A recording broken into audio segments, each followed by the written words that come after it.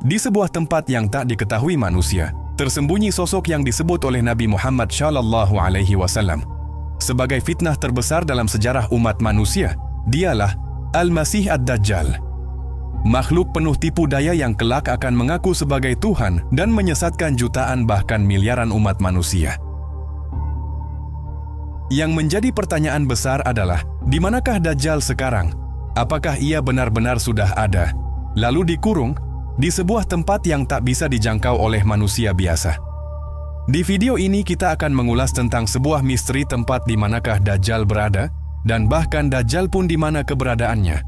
Fitnah seperti apakah yang ia bawakan untuk umat manusia? Jika video ini masuk ke beranda kalian dan ingin mendengarkannya, maka diharapkan tonton sampai selesai. Dan jangan di-skip agar tidak ada kesalahpahaman. Di video ini kita bukan membahas tetapi menelusuri jejak misteri yang pembawa kegelapan dan fitnah terbesar di akhir zaman, yang dinubuatkan oleh jutaan bahkan miliaran umat manusia. Sebelum kita mulai, kita masuk ke intro dulu.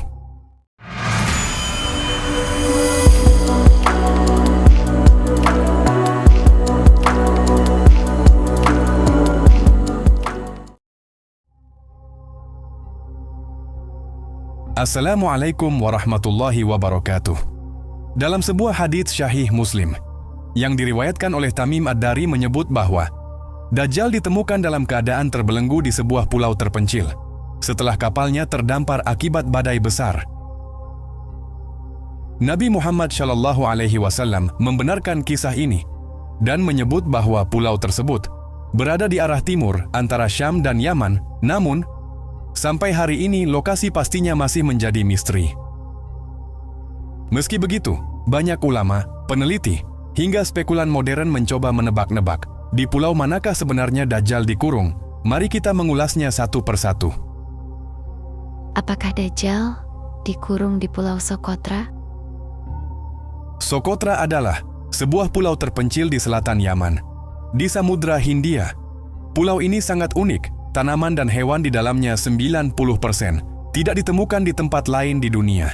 Iklimnya aneh dan ekosistemnya terlihat seperti bukan dari bumi. Beberapa ulama dan peneliti menyebut Socotra sebagai kandidat kuat pulau tempat Dajjal dikurung. Letaknya cocok dengan hadits antara Syam dan Yaman di arah timur.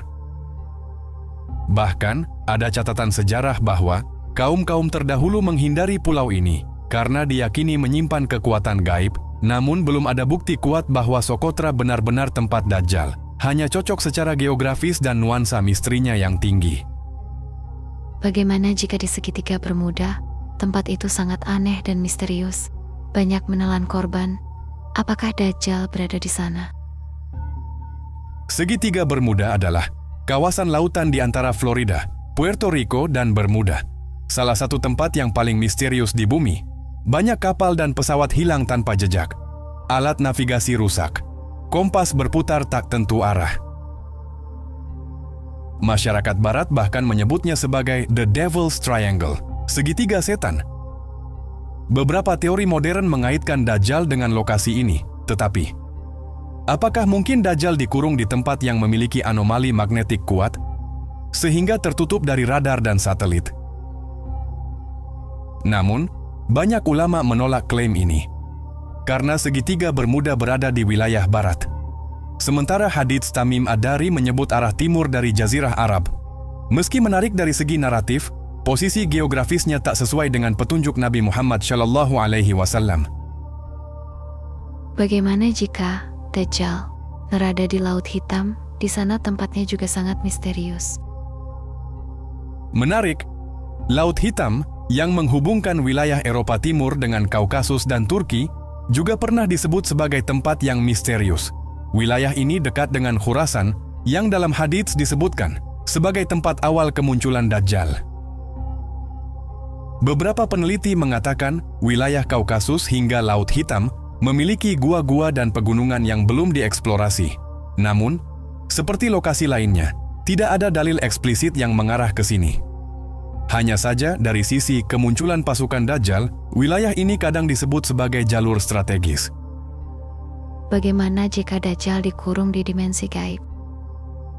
Sebagian ulama besar seperti Ibnu Hajar al-Asqalani dan Syaikh al-Albani mengatakan, mungkin tempat Dajjal bukan berada di dunia fisik yang kita kenal. Bisa jadi ia berada dalam alam barzakh, dimensi yang tidak bisa dijangkau oleh teknologi atau peta manusia. Sebab, Allah Subhanahu wa Ta'ala menyembunyikan sesuatu dalam dimensi yang tak terdeteksi.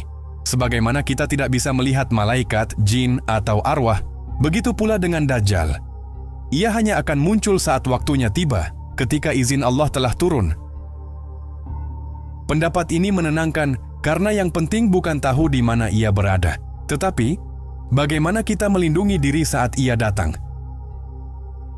Dalam hal ini, mayoritas ulama sepakat, tidak ada kewajiban bagi umat Islam untuk mencari tahu lokasi Dajjal. Yang wajib adalah memperkuat iman, memahami sifat-sifat Dajjal, dan menyiapkan perlindungan spiritual.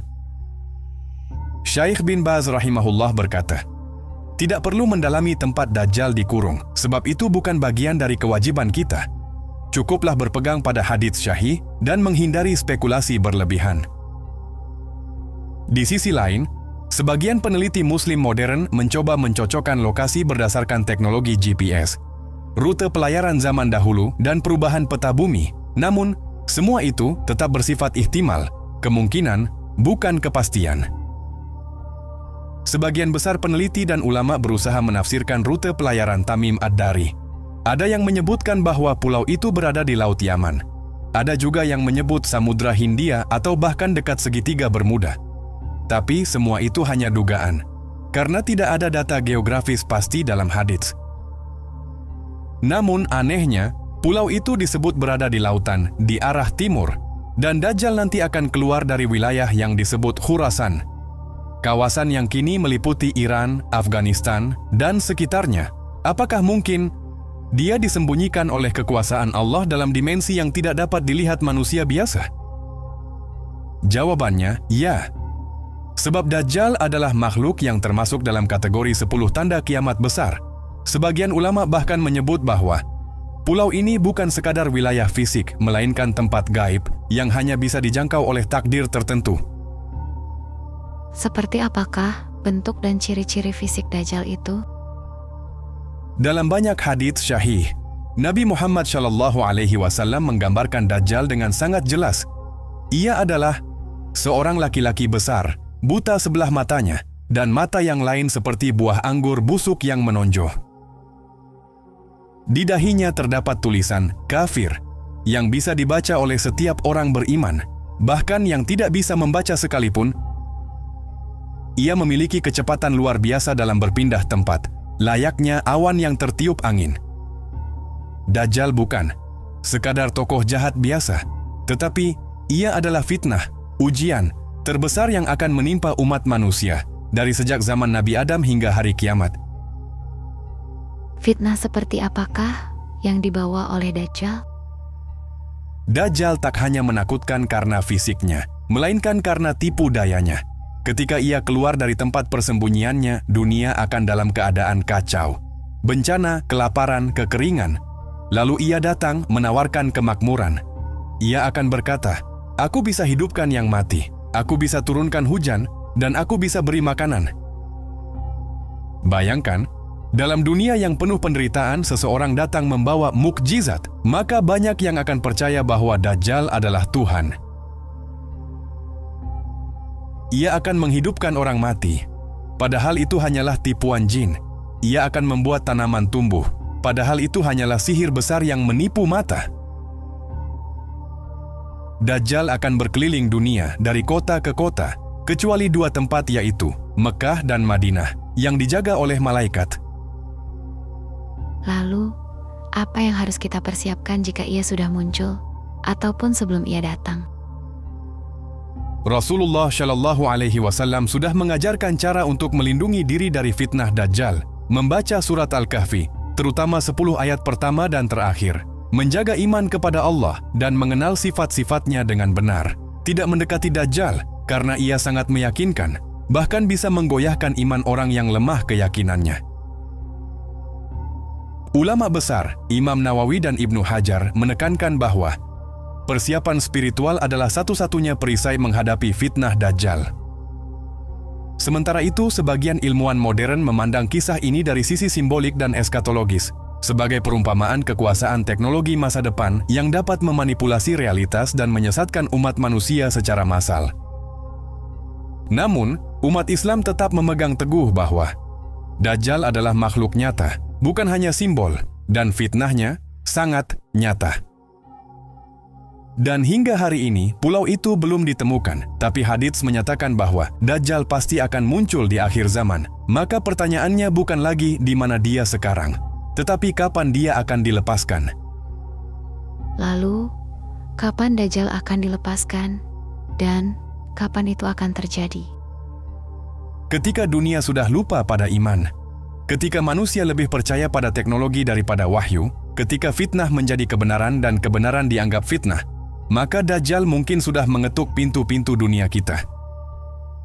Itulah sebabnya Rasulullah Shallallahu Alaihi Wasallam mengajarkan kita cara menghadapi fitnah Dajjal. Bacalah surat Al-Kahfi setiap hari Jumat.